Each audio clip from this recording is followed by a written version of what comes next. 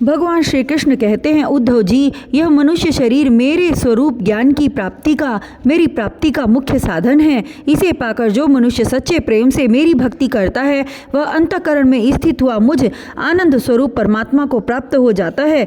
जीवों की सभी योनियाँ, सभी गतियाँ त्रिगुणमयी हैं। जीव ज्ञान निष्ठा के द्वारा उनसे सदा के लिए मुक्त हो जाता है।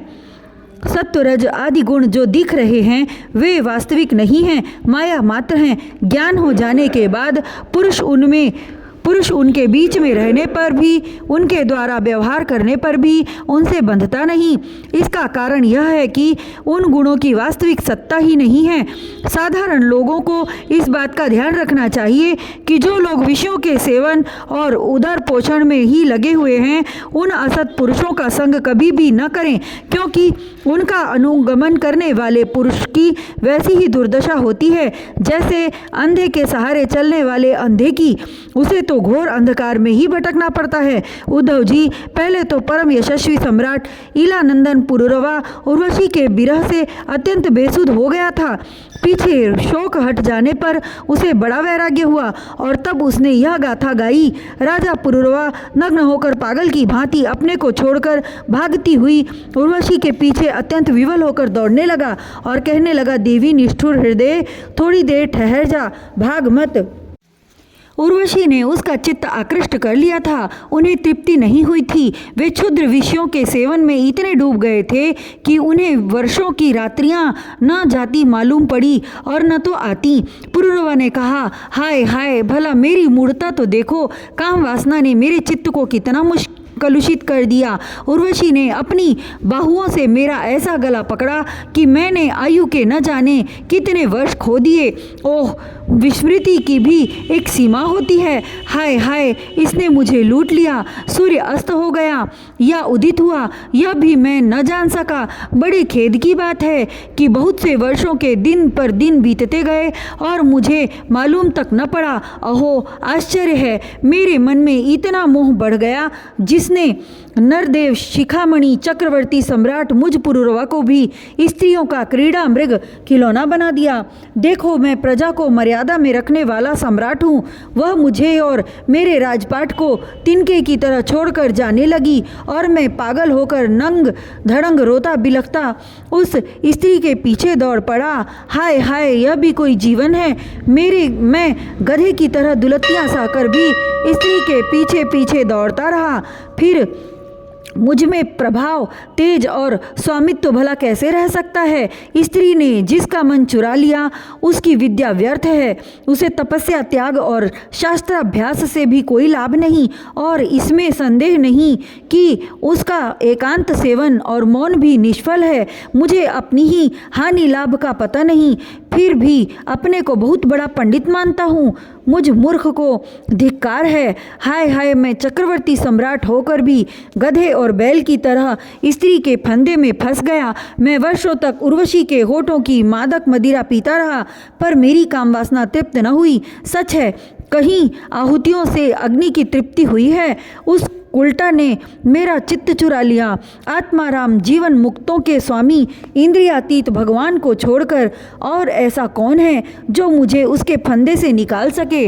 उर्वशी तो मुझे वैदिक सूक्त के वचनों द्वारा यथार्थ बात कहकर समझाया भी था, परंतु मेरी बुद्धि ऐसी मारी गई कि मैंने मेरे मन का वह भयंकर मोह तब भी मिटा नहीं। जब मेरी इंद्रियां ही मेरे हाथ के बाहर हो गई तब मैं समझता भी कैसे?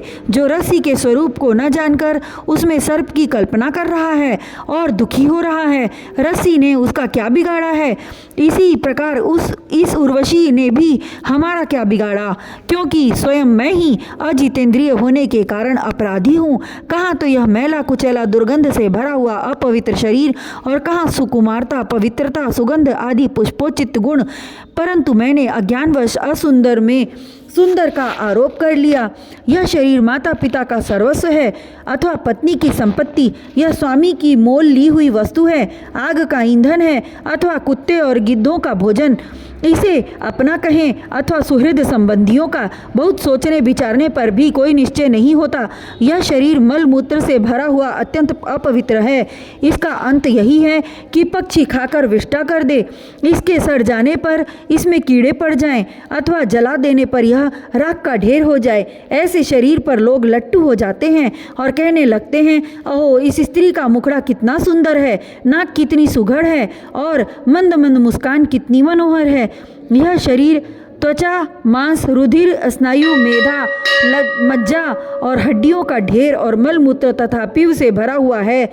यदि मनुष्य इसमें रमता है तो मलमूत्र के कीड़े में और उसमें अंतर ही क्या है।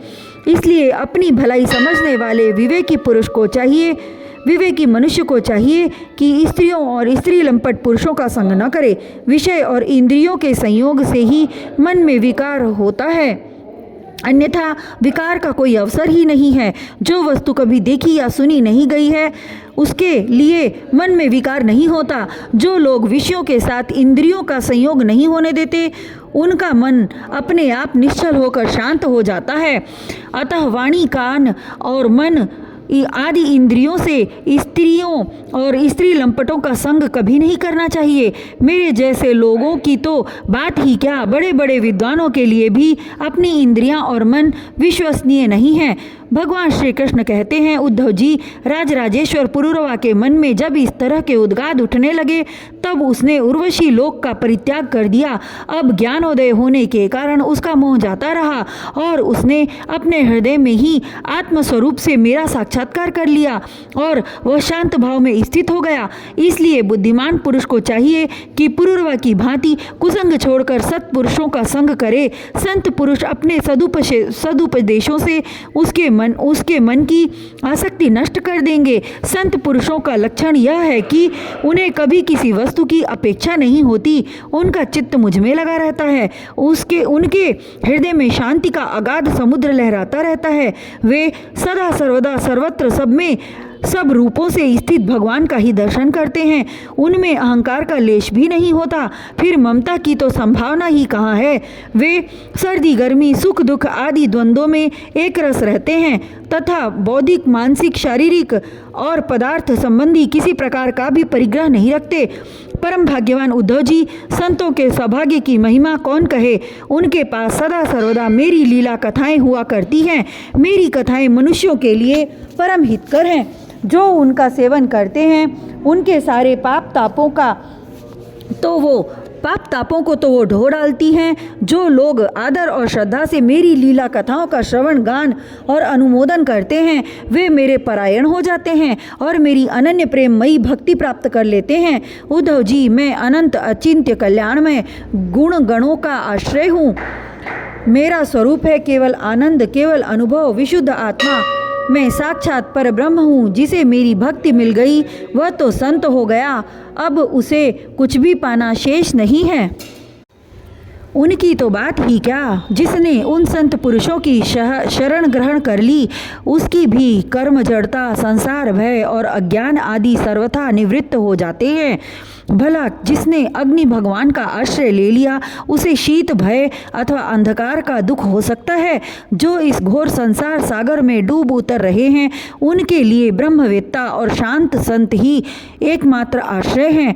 जैसे जल में डूब रहे लोगों के लिए दृढ़ नौका, जैसे अन्न से प्राणियों के प्राण की रक्षा होती है, जैसे मैं ही दीन दुखियों का परम रक्षक हूँ, जैसे मनुष्य के लिए परम लोक में धर्म ही एकमात्र पूंजी है, वैसे ही जो लोग संसार से भयभीत हैं उनके लिए संतजन ही परम आश्रय हैं। जैसे सूर्य आकाश में उदय होकर लोगों को जगत तथा अपने को देखने के लिए नेत्रदान करता है, वैसे ही संत पुरुष अपने को तथा भगवान को देखने के लिए अंतर्दृष्टि देते हैं।